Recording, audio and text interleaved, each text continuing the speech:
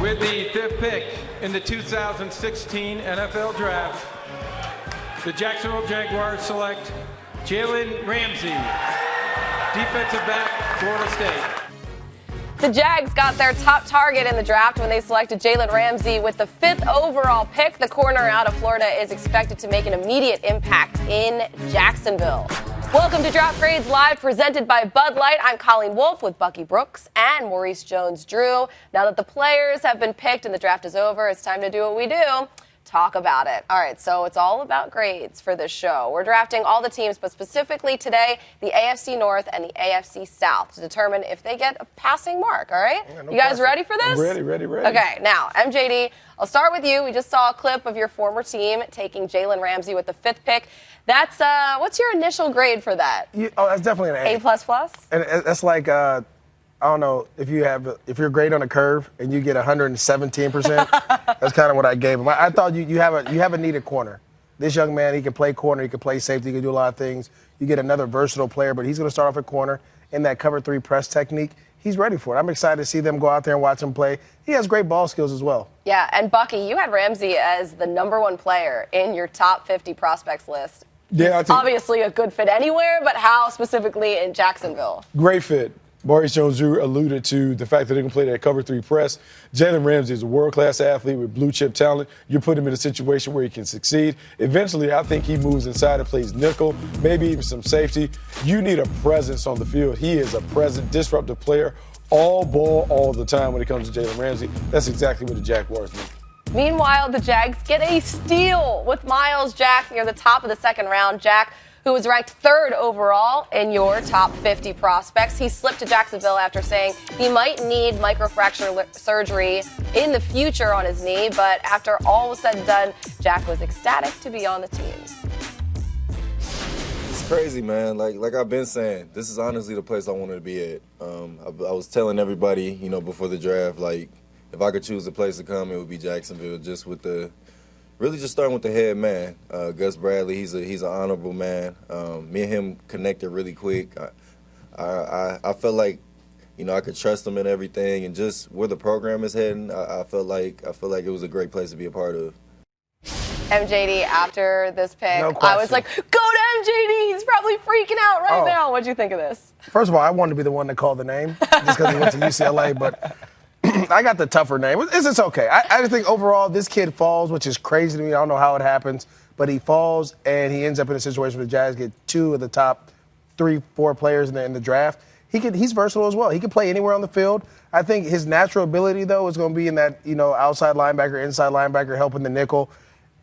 I don't know. I mean, ecstatic wasn't the word. I was happy for the guy because I saw the way he felt after day 1. I love it. 2 guys, in Jalen Ramsey and Myles Jack, 2 guys that are really football guys, meaning they eat, sleep, and breathe football. You're trying to create a culture in Jacksonville where it's about competition. Both of these guys love to compete no matter what it is. I like the pick. If Myles Jack is healthy, to go at Jalen Ramsey, Tevin Smith, and some of the other guys they had to get Dante Fowler, who's another first-round pick. This is a team that you have to talk about. And I know we always talk about the Jags being your team, MJD, but I was a part of the best team to ever play down there in Jacksonville. I don't know about the best team, but you was part of one of the teams. All right, let's take a look. I don't know if you would have seen us in 2007. Jags draft class. Jacksonville used 6 of their 7 picks on defense for Say that third name for me, Colleen. Finished 24th. Yannick Ngakoue, right? Yeah, 24th it was something like that. in total defense in each of the last 4 seasons.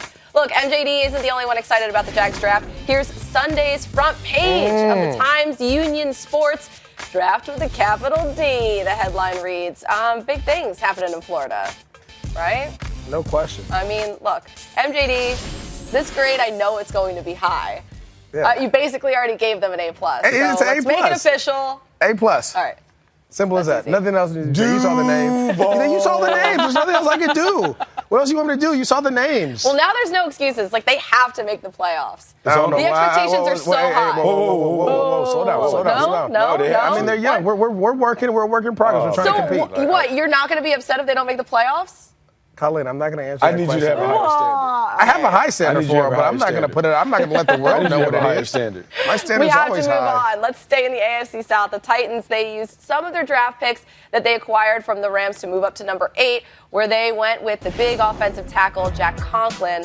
Bucky, I wasn't a big fan of this, but what did you think? You don't like good players who are rugged and nasty and do a great job of finishing guys off? They had Laramie Tunsil You don't like there. that? There you go, Colleen. Like, I understand you tell that. him. But, like, understand the situation. Jack Conklin, one, is a natural right tackle. You have Taylor Lewan that you used maybe the 13th pick in the draft a couple years ago. There at your left tackle. So now you got two bookends. You want to be physical. You want to be aggressive. And there's some that, even though I like Laramie Tunsil, they question his ability to move people off the ball in the run game. If you're going to be bullies in that division and really run a smash mouth football attack, you need to have a guy like Jack Conklin. I endorse that pick. Ooh, all right. Well, You put your name on it, don't one you? of their second-round picks, the Titans added Heisman Trophy winner Derrick Henry to their crowded backfield. Bucky, how will he fit with DeMarco Murray and the rest of this unit? I mean, I think they have a 1-2 punch. They want to really line up. When you listen to Mike Mularkey, when he got the job, he talked about an exotic smash mouth attack. 1-2 punch with DeMarco Murray and Derrick Henry, something that MJD knows very, very well about in terms of being a 1-2 guy. No question. They're similar runners, though, too, right? But I played in Mike Mularkey's system, Colleen. They want to be downhill, A-gap to A-gap. They don't want to go outside. They want to beat you up front and take your will. You have two big backs.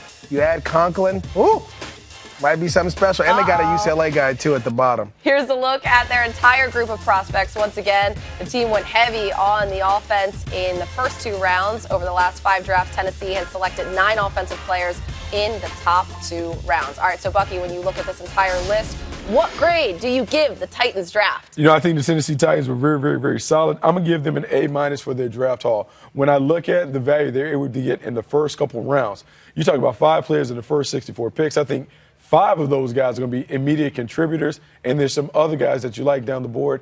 I think John Robinson and his crew did a great job of assembling talent. They had a lot of picks, and I think they expended those picks very, very wisely. Yeah, I mean, Marcus Mariota, I'm sure he's happy. He has some extra help around him. We'll see how that affects his season. Another team that got some offense during the draft was the Texans, who used their top pick to select speedy receiver Will Fuller. The pass catcher out of Notre Dame can't wait to get started.